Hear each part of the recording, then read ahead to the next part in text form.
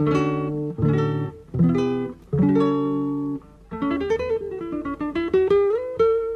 Central 3 apresenta o Cinema Nacional em Revista. É o Central Cine Brasil.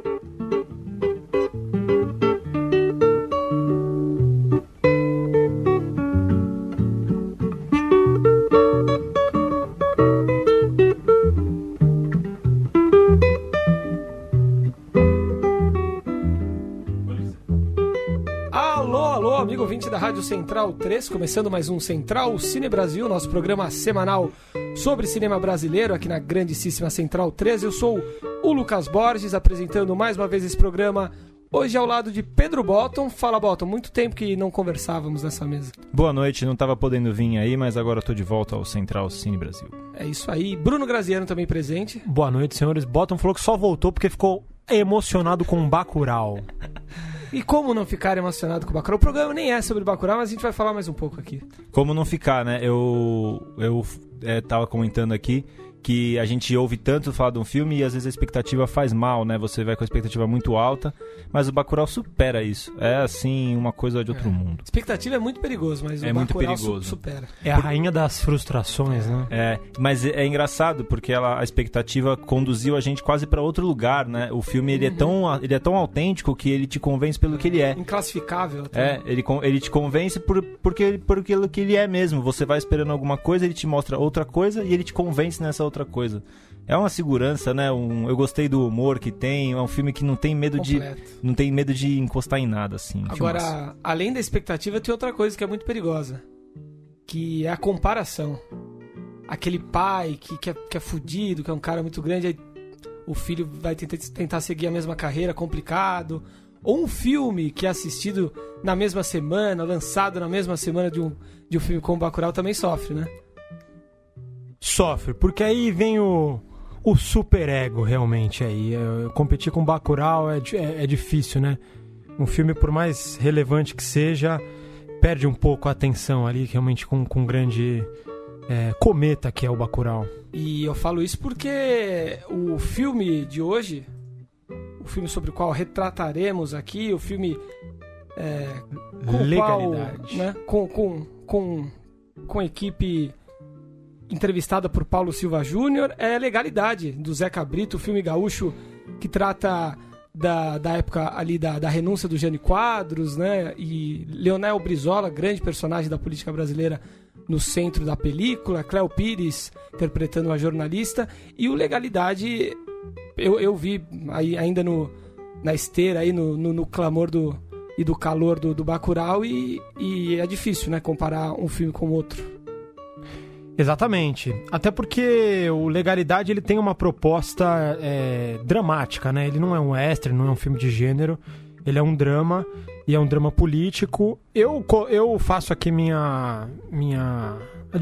coloco aqui minha admiração ao Zeca Brito pela coragem de fazer um filme histórico-político, que eu acho que é uma escassez, né, na nossa cinematografia, e ele exerce aí essa vontade. É um cara novo, né, pelo que eu pesquisei, um cara contemporâneo a nós, tem 32 anos, então um cara novo fazer um filme histórico assim, sobre uma época que ele não viveu, é uma coragem muito grande. O projeto é grande, né? O projeto é grande. Isso né?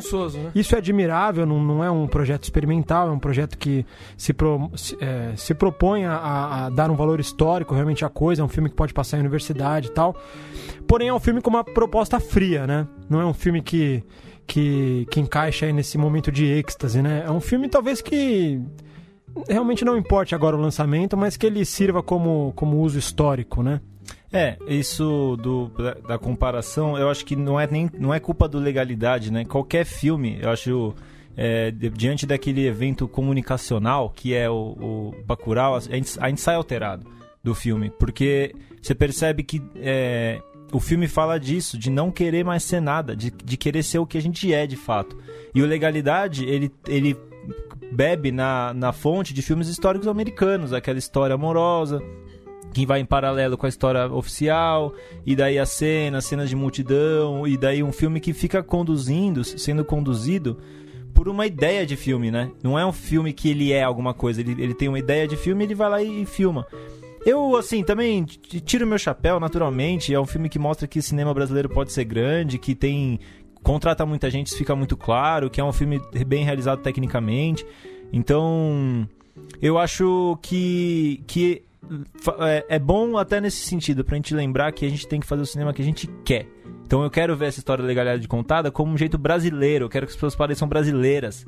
Elas têm que ter o nosso jeito, tem que ter o nosso cheiro. Aquele filme não tem cheiro de Brasil. E é uma história tão não boa. Não é o Sintonia, né? Podemos falar mais pra frente, mas... Assim, os personagens são tão interessantes, é uma história tão rica, uma passagem tão rica, né, da história do país. E faltou naturalidade mesmo, né? Faltou tempero, enfim.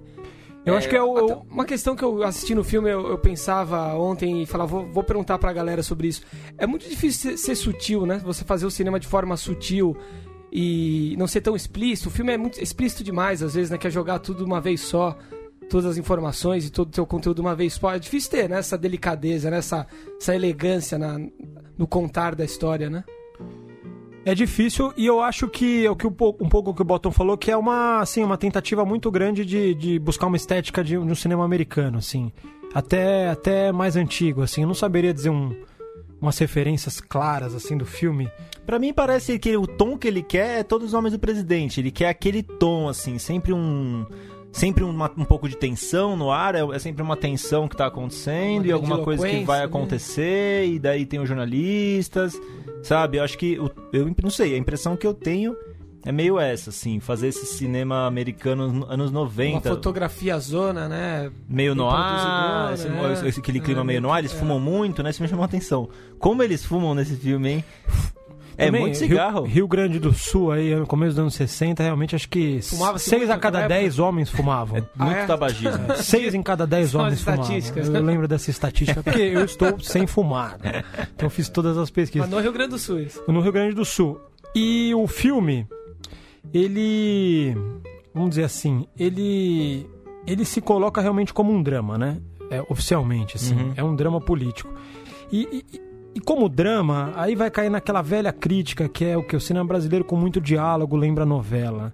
E aí você já escala uma Cleo Pires, assim, é uma coisa realmente que não tem que ter...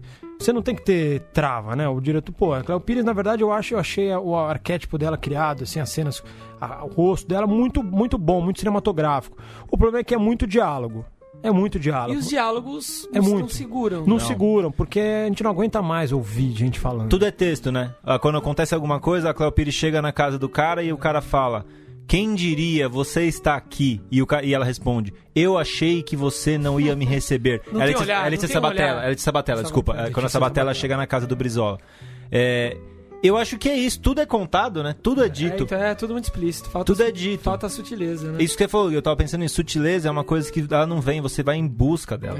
Você tem difícil, né? É difícil, mas tem que ir em busca dessa sutileza. Porque eu fiquei vendo o filme, e outra coisa também, o Paulo também sempre fala disso, das cenas documentais e as cenas filmadas, né?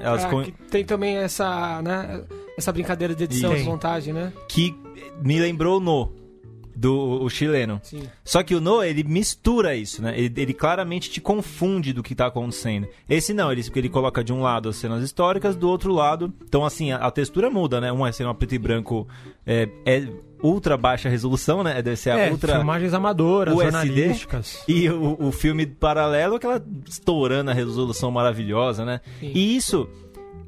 parece que podia trazer a gente mais pra dentro. No meu caso, me deixou mais pra fora do filme ainda, porque eu falava, tá, eu quero ser convencido que a Cleo Pires é uma jornalista dessa época, mas daí quando vem a época não tem Cleo Pires, então eu quero que o Brizola seja esse cara.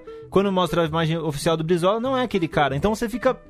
É difícil mergulhar na história, você fica sempre voltando a falar, tá, é um filme, eu não tô vendo uma história, eu tô vendo um filme contando essa história. Isso...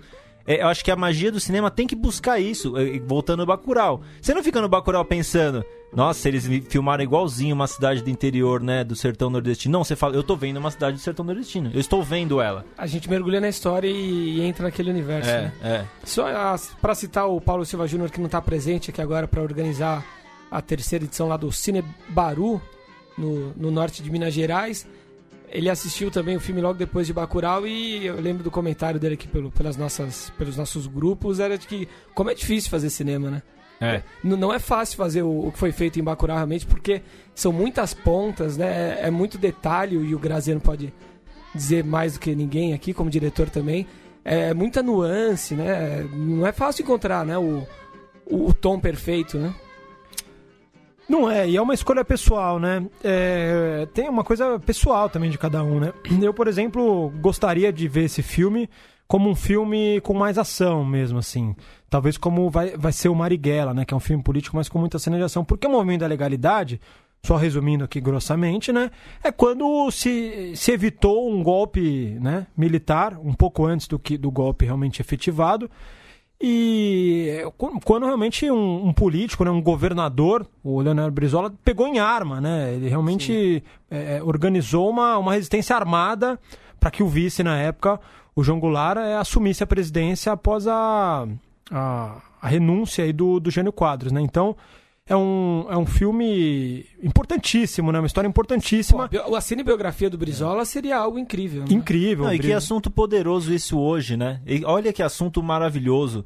Pegar em armas pode ser legal, né? Pegar em armas pode ser representar... Um debate moral aí. Olha Foi uma das últimas vezes históricas que, vamos dizer assim, o lado progressista, o lado da chamada esquerda, pegou em arma oficialmente, assim, né? Porque depois disso, depois do grosso, depois da ditadura virou uma coisa clandestinizada, criminalizada, e depois que teve a reabertura, a esquerda já partiu para uma linha mais sindicalista, mais de movimento social, de manifestação. Então, foi a última vez que chegou um governador e falou: ninguém vai entrar aqui. Com o exército, é muito interessante ver também camadas do exército que estavam do lado, inclusive, dos progressistas, né, e da esquerda que existiu, né, General Lott, né, esse pessoal.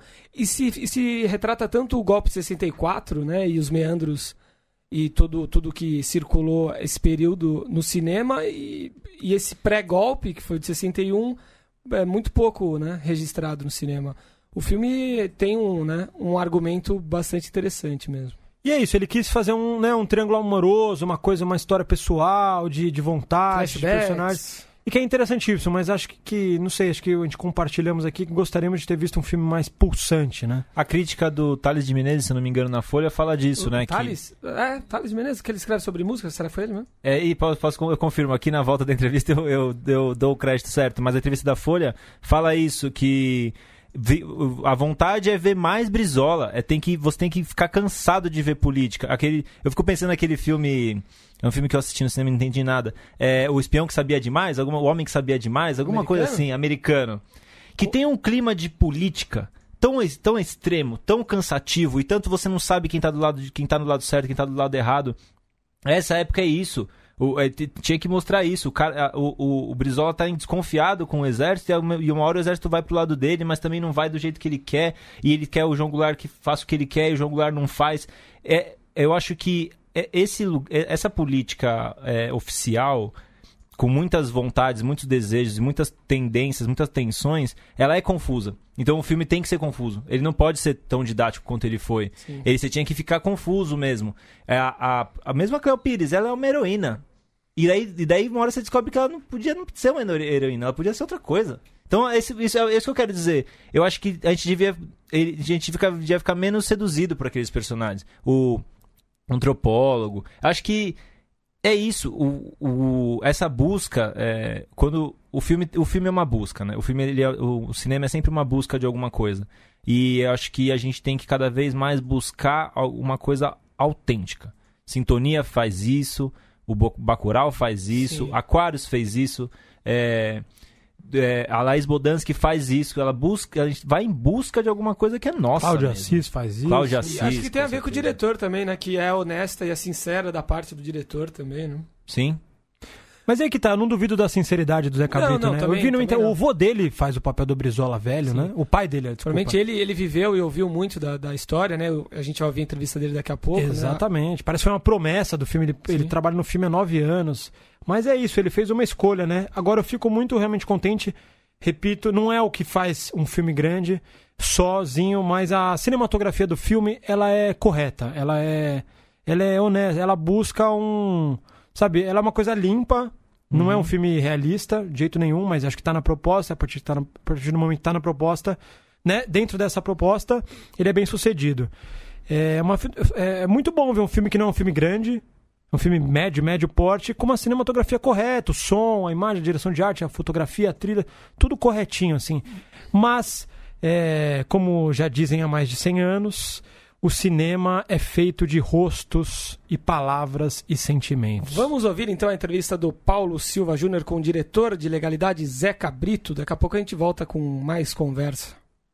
Queria que você começasse falando da responsabilidade de contar uma história que envolve um momento importante da política brasileira, um momento marcante até hoje. Imagino que as gerações que viveram aquela época vão se sentir muito próximas do filme, mesmo as gerações mais jovens conhecem ou tiveram proximidade com essa história em algum momento. Como que aumenta o grau de responsabilidade, construir uma trama que passa por esses elementos? O que isso mudou na hora de escrever? Eu acho que é uma responsabilidade muito grande, porque é uma história cujos protagonistas ou foram mortos ou foram exilados. E é uma história que não foi contada durante os 22 anos de ditadura militar e nem na redemocratização ela foi contada.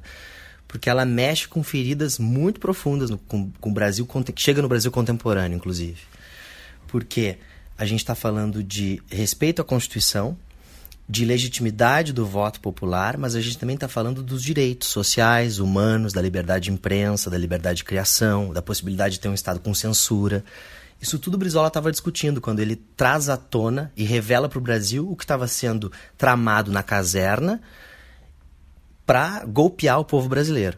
E o grande feito da legalidade é que ele, ao conseguir informar a população, porque basicamente o que ele faz é um movimento de comunicação, ele consegue dividir a sociedade, digamos que 80% da sociedade fica com ele, inclusive 120 mil homens do Exército que não acatam a ordem superior da Marinha e da Aeronáutica e do Exército, né, do Comando de Guerra, para bombardear a cidade de Porto Alegre, e seria um momento histórico onde brasileiros chacinariam brasileiros. E ele consegue alertar a população civil, as classes militares, a brigada militar, para a importância da Constituição, para a importância de ler o texto constitucional, que é o texto que legitima quem tem o voto popular, mas que também assegura os direitos humanos, civis, democráticos. Então é uma responsabilidade muito grande, porque ela não foi contada, porque é uma história que mexe com personagens que estão até hoje no cenário brasileiro e nunca foram julgados.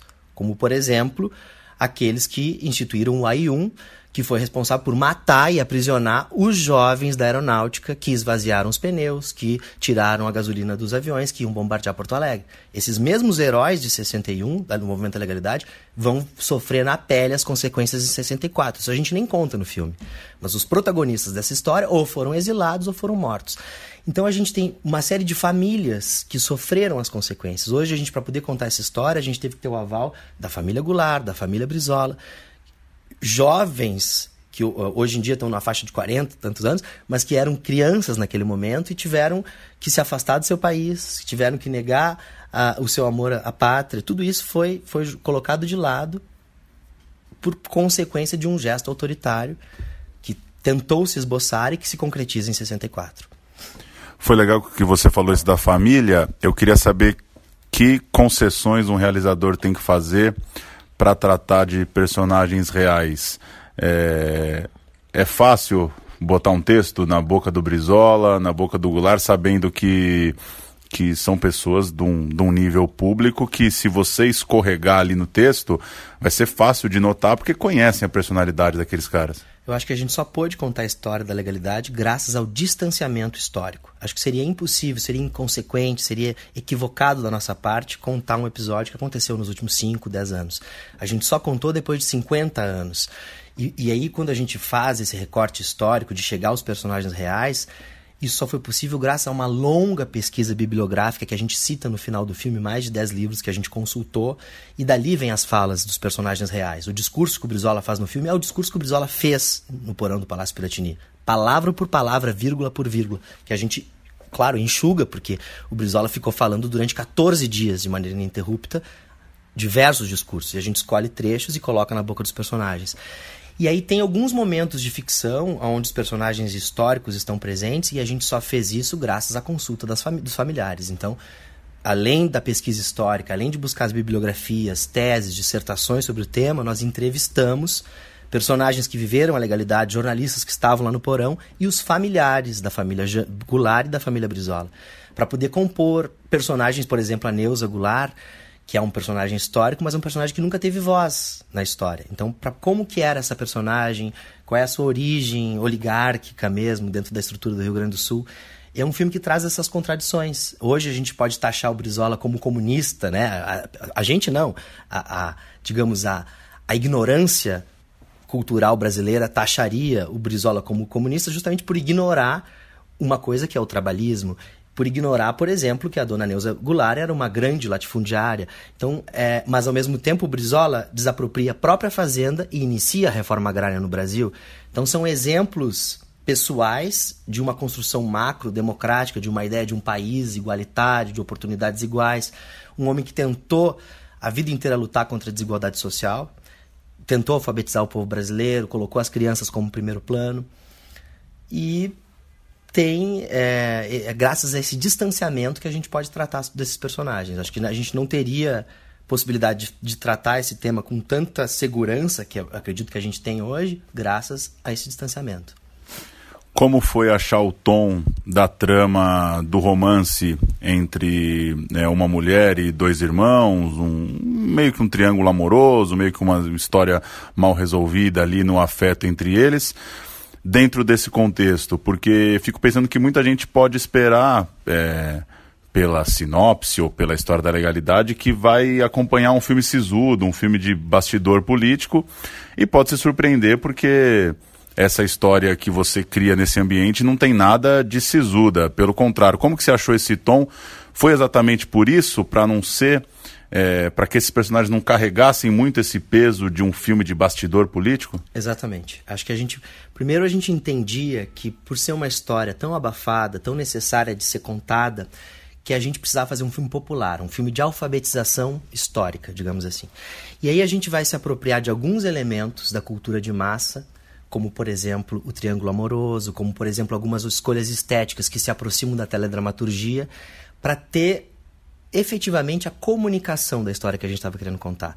Entendendo que o Brasil é um país onde a cultura popular, a cultura de massa, tem um acesso muito grande para a população brasileira, e essa cultura não se reflete na cinematografia. A gente faz um cinema bastante hermético, se a gente for pensar na cultura popular que a gente tem no nosso país. E acho que, por parte minha e da produção, havia esse entendimento de que a gente estava lidando com uma história pesada, com uma história difícil, como eu te disse, com uma história que deixou muitos mortos, muitos flagelados, né? Psicologicamente falando, inclusive fisicamente e psicologicamente falando, e que a gente tinha que tornar essa história acessível, atraente, sedutora. E aí a gente usa como artimanha esses elementos da cultura popular, da cultura de massa. Isso na cinematografia brasileira eu acho que não é uma coisa muito recorrente. Se a gente for pensar nas artes visuais, a gente tem artistas como Rubens Gershman, como Carlos Vergara, como Glauco Rodrigues, como Andy Warhol nos Estados Unidos, que entendem que a cultura popular pode ser trazida para um ambiente erudito através dos seus signos, dos seus clichês, através de uma operação de clichês, inclusive.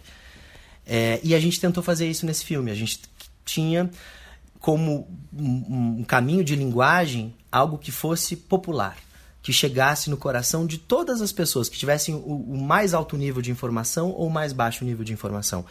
E aí a gente vai usando esses elementos, o triângulo amoroso, o close, o beijo, a personagem que escuta atrás da porta. São elementos, é uma operação de clichês que a gente revaloriza, ressignifica, para poder tratar de uma história pesada e, ao mesmo tempo, trazer emoção para essa história, trazer hiperestesia para essa história, trazer uma operação de sentidos, onde o espectador se envolva, chore, se emocione, se apaixone junto. E eu acho que tem uma coisa que pode sintetizar tudo isso, que é uma ideia de amor pela democracia, de amor pela ideia de ser brasileiro, de civismo amoroso, que eu acho que é importante nesse momento. A gente vive um momento no Brasil onde a sociedade está muito dividida. E a lição que o filme traz é que pensamentos opostos podem encontrar um ideal maior. Se esse ideal é para o bem de todos, se esse ideal é a democracia, se esse ideal é a construção de um país. Então, é um filme de amor pelo Brasil. Agora, ao mesmo tempo que você fala dessa linguagem popular, a gente tem um problema claro e evidente de bilheterias no Brasil. Queria saber qual que é a tua relação com essa coisa do público de cinema. Se isso gera uma aflição para você, se você gostaria que Legalidade fosse muito visto no cinema. Gostaria, talvez não é a palavra, mas o quanto que isso te afeta, ou se você entende e de certa forma aceita que hoje a carreira do filme é diferente mesmo, com VOD, com televisão.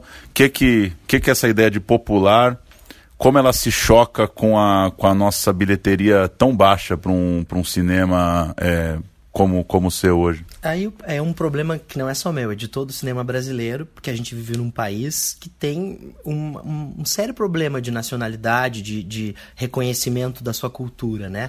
A gente consome o produto agrícola que a gente planta nesse território, a gente consome carne que a gente cultiva nesse território, mas a gente não consome produção cultural desse território. E isso não se aplica só no cinema. Tem muitos críticos que dizem que a música popular brasileira é a melhor música do planeta Terra. Lá na China, no Japão, eles estão ouvindo música popular brasileira. Na Europa, até Elza Soares excursionando. Mas a gente não escuta música popular brasileira nos rádios. A gente escuta música americana. Então há um problema que é estrutural no Brasil, que é de colonização. Nós somos um país colonizado até hoje. Nós precisamos vencer esse processo e trabalhar a descolonização do Brasil. E aí eu conto com todos vocês, da imprensa, da mídia.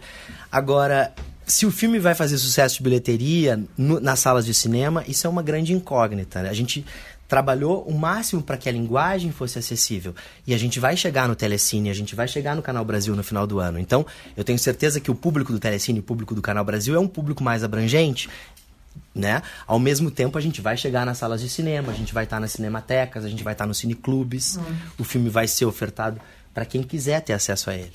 A nossa parte a gente fez. Agora, existe um problema estrutural no Brasil que não diz respeito só ao cinema, diz respeito a toda a cultura brasileira, que hoje está colocada em segundo plano.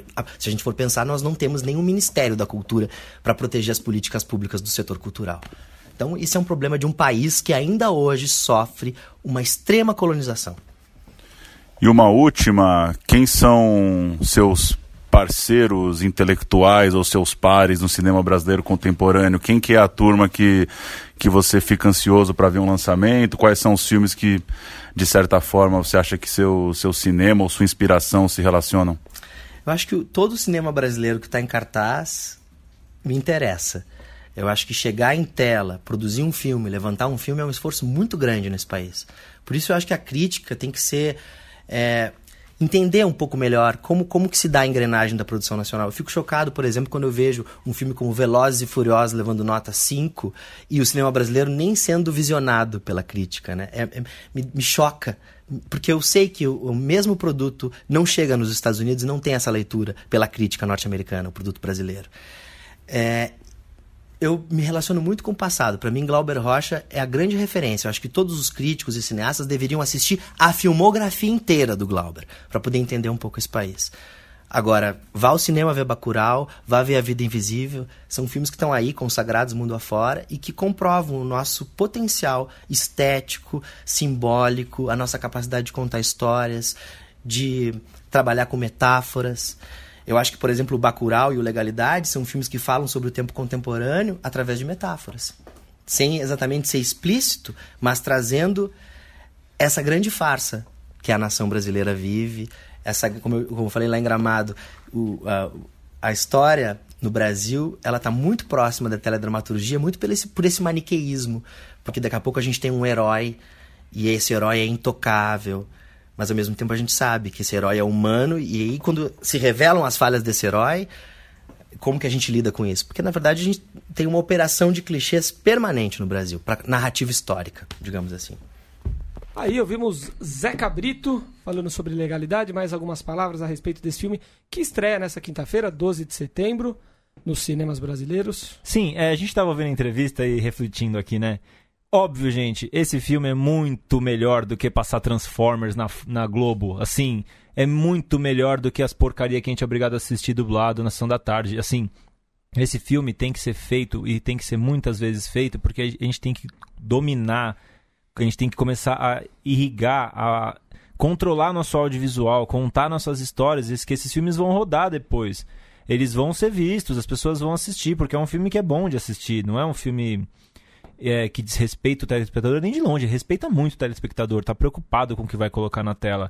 Então, esse filme tem que passar na TV, é um filme bom de ser assistido na televisão. Se chegar no streaming, para ver esse filme. Larga essas séries porcaria aí que o pessoal fica assistindo 10 mil temporadas de La Casa de Papel e assiste nossa produção, porcaria que tá contando gringa, nossa história. A galera curte numa boa, sem reclamar, né? Numa boa.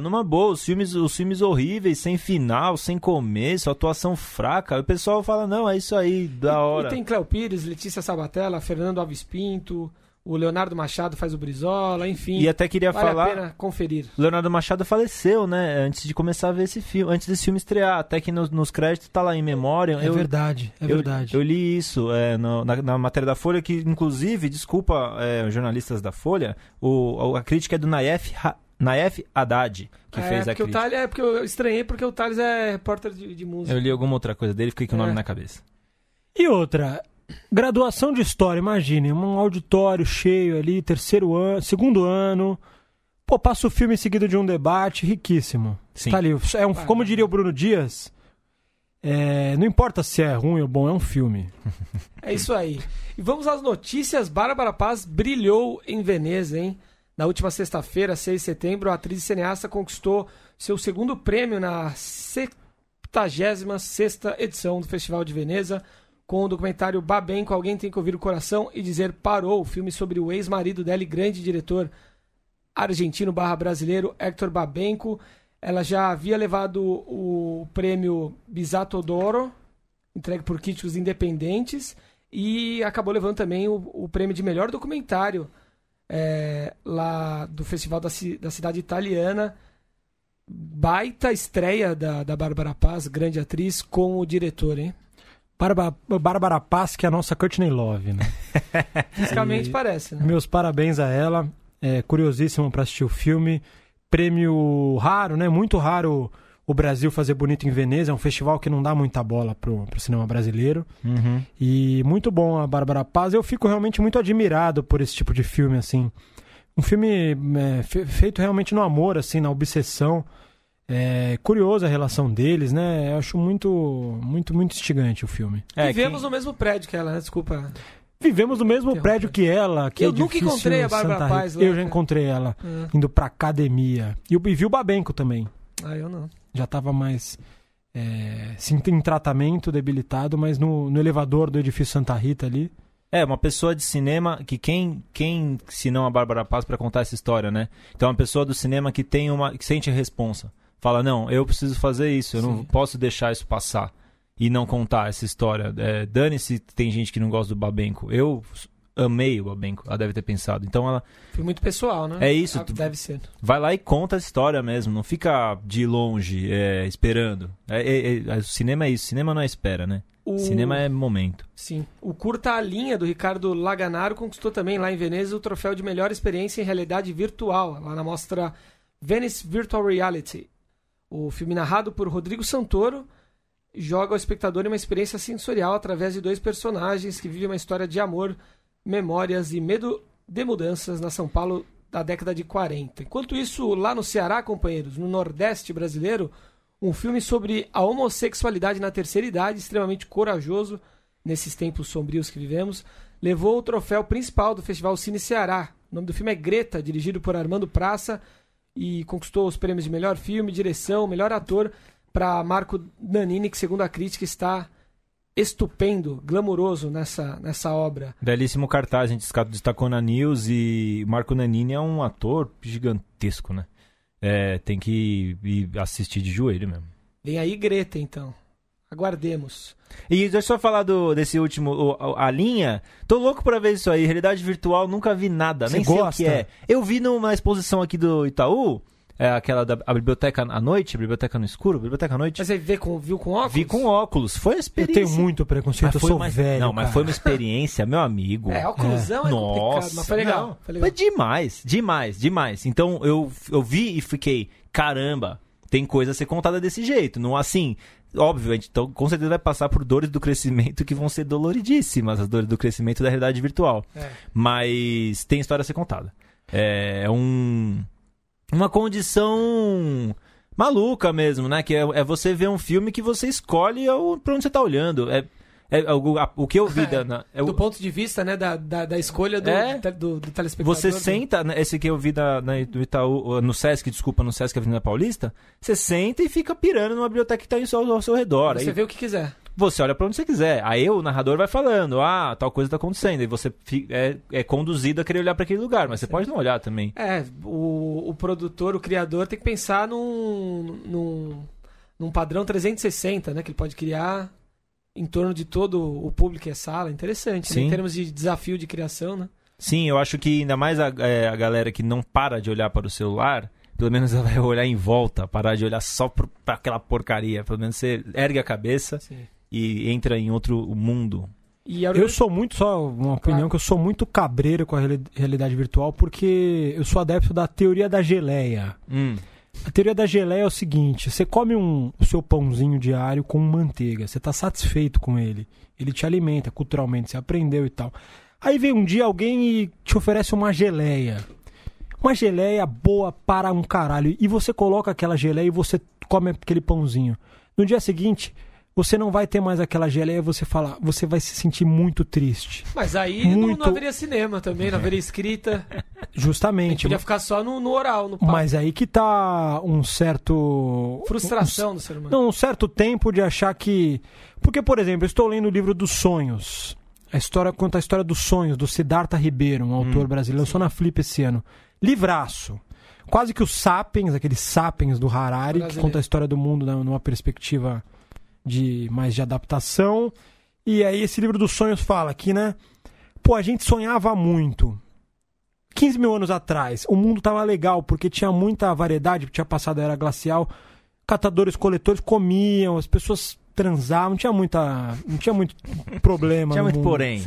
Não tinha agricultura. A agricultura estava começando. Escovava o dente, o pessoal se batia pra caralho. O dente ia doer pra cacete. Mas enquanto a pessoa vivia, cada experiência era vivia menos tempo e vivia talvez com alguns problemas. Mas os míopes se fudia de saída, né? Os coitados, não tinha óculos, não tinha nada. Não, o darwinismo era claro. Os fracos, direitos humanos, têm 60 anos, né? Vamos lembrar. Mas a galera sonhava muito, muito. Aí, beleza, veio a imagem, a fotografia, a pintura. Isso é legal também. O cinema, a televisão, o celular, a internet, o Netflix. Só que acho que depois de uma experiência de uma realidade virtual, se ela virar uma experiência assim, tipo, por exemplo, educacional na escola...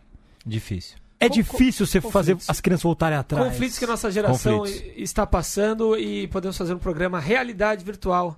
Em breve temático aqui. Real ou virtual? Real ou virtual. Enquanto isso, aqui no nosso mundo físico, a organização do Festival do Rio, um dos mais tradicionais do país, com mais de 20 anos já de existência, postou na sua página oficial um desabafo, alegando que o evento passa por, abre aspas, seu maior desafio em termos financeiros e corre o risco, inclusive, de não acontecer nesse ano. A publicação cita ainda que há um esforço junto a várias empresas e parceiros para captar recursos e assim viabilizar a realização do festival, mas que pode ser que ele saia em versão mais compacta, assim como aconteceu com o Animamundi também recentemente. Dá uma notícia aqui rapidinho, para quem faz documentário... Foi mal. Só encerrando aqui. Desculpa. A data prevista para a organização do festival é de 7 a 17 de novembro, mas vivemos um drama, né? O Animamundi, por exemplo, foi uma captação de recurso, né? Crowdfunding e tal, no finalzinho da reta acabou rolando. Mas vamos ver, né, se isso acontece com o Festival do Rio também. Força aos realizadores, tomara que aconteça. E vamos fazer, assim, eu vou só fazer um comentário, depois eu falo o que eu ia falar. Faz rolar, assim, se precisar diminuir o glamour, se precisar diminuir sala, se precisar diminuir tudo, se não tiver a champanhe na sessão de abertura, não temos champanhe. Quando foi que a gente se frustrou com a falta da cervejinha do champanhe mesmo? Festival Latino-Americano, abertura. Não tem, mas tá valendo. Né? Tá valendo. Sai desse lugar. Assim, às vezes a gente tem que começar a enxergar a tendência e falar que a gente tem que sair do lugar que a gente tava. Já tiraram a gente de lá. Sim. Vamos fazer virar, porque aí nessa hora que tem que sentir a responsa mesmo. O festival é importante que aconteça, não importa o jeito que acontecer. Ele tem que acontecer. Desculpa, só do documentário. Quem faz o documentário, o maior vitrine de cinema documental do país, É Tudo Verdade, vai abrir inscrição semana que vem. Dia 16 de setembro, isso. Segunda-feira agora. Meu aniversário. Aniversário do Lucas e da minha esposa, Hanu Esugi. Tem muita gente que faz ouve a aniversário, gente. Um beijo aí pra ela. E então na segunda-feira abre as inscrições. Então você que curte o documentário aí, se inscreve que rola, gente. Isso é uma coisa que também é importante lembrar. Não é pra eles, não, é pra gente, é pra quem faz documentário. Então se inscreve e acredita em você que o negócio vira. Isso aí. Agora a sessão Ataques ao Cinema Brasileiro, que todo programa tem de algumas semanas pra cá, na sua ofensiva, né, contra o nosso glorioso cinema brasileiro, Jair Bolsonaro cortou 43% do orçamento do Fundo Setorial do Audiovisual da Ancine. Será o menor repasse ao fundo desde 2012, quando foram recebidos 112 milhões de reais. O Fundo Setorial é destinado ao desenvolvimento de toda a cadeia produtiva da atividade audiovisual no Brasil. Foi criado em 2006 e é considerado um marco na política pública. Uma burrice, né? Estonteante. Uma decisão nada técnica, né? Independente do embate criado pelo Bolsonaro, pelo Bolsonaro, como diz meu grande amigo Marião, em relação às políticas públicas. Porque o fundo setorial, resumindo aqui, é um fundo retroalimentado pela própria indústria, né? O impostinho ali. Cada vez que você paga sua mensalidade de celular, ali como você consome muito vídeo, muita imagem, você paga alguns centavos para esse fundo, e também toda produtora que faz um filme ou uma série, todo canal ou estúdio gringo que chega com um filme ou uma série, paga ali um imposto para poder emitir o RG do filme, e esse fundo é gerido por um banco e é regulado por uma agência, que é a Ancine. Então esse ciclo que acontece de investimento, ele não passa pelo executivo, né, pelo governo, ele não passa por uma empresa estatal. Então é uma burrice, porque é um fundo que, juntamente com leis, né, sobretudo a lei da TV Paga de 2012, é um fundo que retroalimenta o mercado e que criou realmente, pela primeira vez na história, uma ambição de indústria. Chamada economia burra. Economia burra, porque a gente não pode afirmar aqui, não dá para saber, mas é um dinheiro que é difícil ser contingenciado para outros fins. Então é um dinheiro que precisaria estudar, mas nem quero estudar. Mas eu temo que é um dinheiro que de alguma forma vá para emendas. E emendas a gente sabe que é uma forma que o presidente tem de agradar o executivo, né? Com troca de favores para aprovar medidas. Ou sobra, né? Ou sobra. O dinheiro, assim, é tão estúpido, porque às vezes o dinheiro é tão carimbado que você tira de um lugar e pensa em colocar no outro e não consegue colocar no outro. Agora, e o louco é que assim, o dinheiro de 2019 ainda está travado. O dinheiro de 2018 ainda está pendente em algumas produções, e essa prospecção para 2020, imagina, cair pela metade, vai afetar o emprego de muita gente, mas acima de tudo aí dizem que tem interesses maiores em até revogar, né, a lei da TV Paga. Seria um trabalho imenso, porque a lei da TV Paga é a lei mais limpa que tem. Ela envolveu... ela demorou 10 anos para ficar pronta. Ela envolveu sociedade civil, envolveu o legislativo, aprovado pela presidente Dilma Rousseff na época. Foi a lei que, né, demorou 10 anos para ser feita, demorou uns 2, 3 anos para vingar. Quando ela vingou, que foi a partir do ano retrasado e passado, agora querem mexer nela e querem extinguir, porque dizem que tem um interesse mais liberal. Não é uma lei liberal, é uma lei de protecionista, mas que funcionou. Eu também não sou xiita em defender todas as medidas protecionistas, mas é uma lei que funcionou, é uma lei que tá aí, que ajudou com que a gente produzisse séries dos níveis que a gente está produzindo e filmes dos níveis que a gente está produzindo, conteúdo nacional de primeira linha nos principais canais, e realmente a produção brasileira vai sofrer um revés com esse anúncio, e o ano que vem realmente vai ser um ano de retração de produção. E um ataque disfarçado, foi anunciado agora há pouco à imprensa o cancelamento da estreia de Marighella. Estava marcado para estrear em 20 de novembro, né? Dia da Consciência Negra. Exatamente. Longa do Wagner Moura, longa de estreia do Wagner Moura. Aí próximo também a data de 50 anos da morte do Marighella. Também. Que é em novembro. Enfim, e o filme já está sendo retardado há alguns meses. Passou no Festival de Berlim em fevereiro. Por várias questões, né? Várias questões, críticas à produtora, enfim. E é mais um capítulo desse embate ideológico. A produção do filme afirma que a O2 Filmes não conseguiu cumprir a tempo todos os trâmites exigidos pela Ancine, entraves burocráticos, enfim. E a cada desdobramento desse caso, o filho do presidente Jair Bonocira comemora de forma escancarada nas redes sociais, sempre de forma bastante tosca também, o feito, o adiamento, enfim. Não dá pra chamar de censura, na sua opinião, né, Grazi? Pra mim é censura mesmo o nome disso. Eu acho que não, porque é isso, né? A censura seria uma proibição de veiculação pelo Estado, né? Como hoje em dia... Oficial e claro. O que o Mas Estado existe esse mecanismo? Acho que essa que é a questão. Por enquanto não, agora é mais sutil. Então essa que é a questão. Se não tem um mecanismo... Aí tem que ver realmente o que está escrito no edital, qual que é esse impedimento e tal. Aí vai ser judicializado, né? A partir de agora vai entrar advogados, lei, aí vai para superior, tribunal, não sei o que. Esperamos que o jornalismo mostre pra gente quais outros filmes sofreram exatamente com esse tipo de restrição. A notícia é quente, né? Tem quente. 2 horas, 3 horas atrás. Espero que amanhã... O jornalismo profissional... vamos ter mais informação e mais repercussão a respeito disso. Mas, se não é censura, na minha opinião, é um filme que com certeza é perseguido pelo Estado. Isso não tem dúvida. E o filho do presidente, o Eduardo, que é justamente o cara mais, assim, vamos dizer... Babaca? Difícil. Né? Babaca e mais ambicioso, né? O que quer ser embaixador dos Estados Unidos. Exatamente. O cara que quer ser o nosso chanceler, mas que não tem capacidade para tal... Ele é o que mais tem interesse, ele ultimamente está postando muito sobre isso, a liberdade, quer mexer na lei regulamentária das teles, quer que o capital estrangeiro possa produzir aqui. Enfim, é um discurso liberal que de ouvido parece correto, até, se você for ver por um lado, só que a gente sabe que essa galera, ela tá preocupada em extinguir um pensamento diferente do deles. Então, é muito perigoso, porque são decisões não... Repito a primeira frase que eu falei, que é o que me interessa principal. São decisões não técnicas e são decisões mesquinhas, decisões de opinião pessoal e não de bem maior. Com certeza. A palavra república para esses caras nunca significou nada. Não são nada republicanos. Não significa nada. É assim, eu tava pensando aqui, é uma coisa porque... O filme já tá pronto. Assim, os caras não têm a noção. Pra eles é um filme sobre um terrorista, né? Mas terrorista, vamos fazer um filme sobre terrorista. Mas e aí? Né? Mas e não tem filme sobre terrorista? Assim, eles estão preocupados... Aí que tá. Eles estão olhando pro o que é distribuído na cadeia audiovisual do Brasil e falando, esse sim, esse não, esse sim, esse não. Eles estão fazendo isso? Não estão fazendo isso. Eles estão fazendo a nossa produção. E a classe como um todo. Isso, né? Mas a produção nacional. Isso que eu quero dizer. É uma batalha ideológica tão tosca que ela só é anti-Brasil. Ela não é anti mais ninguém.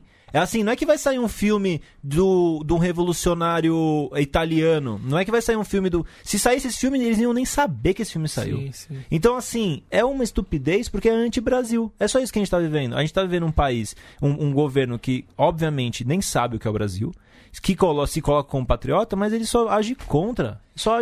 E é curioso lembrar que como existem... como os lados são muito diferentes, né? A gente criticou aqui quando...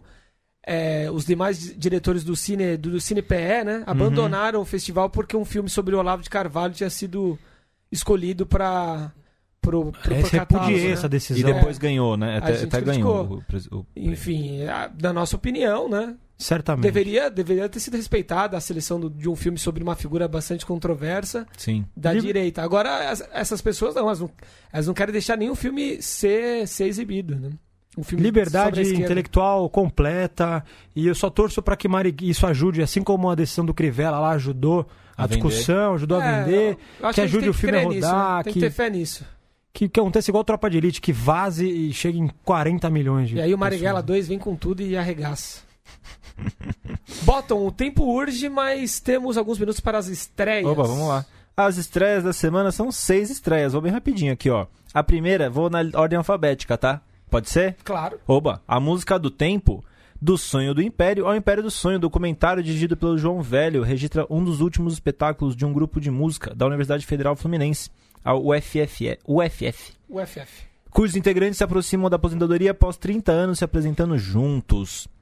Parece bom, hein? Eu vi uma crítica 4 estrelas na Folha isso aqui. O pessoal falou que pra quem gosta de música e de cinema é um prato cheio. Maravilha. Divaldo, o mensageiro da paz, conta a história do líder humanitário brasileiro Divaldo Franco, desde a sua infância no interior da Bahia até a sua consagração como filantropo, fundador da Mansão do Caminho e orador em prol da divulgação da doutrina espírita no Brasil. É dirigido pelo Clovis Mello, produzido pela Disney. Eu vi essa informação e falei, caramba. É isso mesmo. É isso mesmo. E tem no elenco Bruno Garcia, Guilherme Lobo e a baita cantora Laila Garran. Adoro a Laila Garran. Eu também gosto. E péssimo cartaz. Meu Deus. Caramba, gente. Ó, vamos lá. Marés, um drama dirigido pelo João Paulo Procópio, estreando na direção e conta a história do fotógrafo Valdo, interpretado pelo ator louro Nelson Vladimir, que no processo do divórcio com a sua mulher decide enfrentar o alcoolismo para não perder a guarda de sua filha. Tenso, hein, gente? Tenso. Tenso, brigar com a esposa, lutar pela filha e largar o goró. Dramas comuns, né? Dramas comuns, mas pesados. Vai que cola 2, o começo. O segundo filme, derivado da série de TV do canal pago Multishow, mostra como uma feijoada organizada em é isso aí. É o começo dessa história, né? Gente Como pra é que caramba. chama isso? Prequel? Não. Prequel, é isso. É isso aí. É o antes. O começo. Puta que o pariu. Agora que eu entendi. É o Vai que cola 2, o começo. O começo. O primeiro eu vi no cinema, nota 4. 4? Vai que cola conseguiu um 4. 4 pelo Paulo Gustavo. Mas esse não tem Paulo Gustavo, viu, gente? É o Vai que cola 2 Que Raízes. isso? O Vai que cola sem Paulo Gustavo? Vai que nasceu cola ainda. sem Paulo Gustavo. Às vezes ele não nasceu. É verdade. Mas vai ter um bebê carequinho. Pode ser.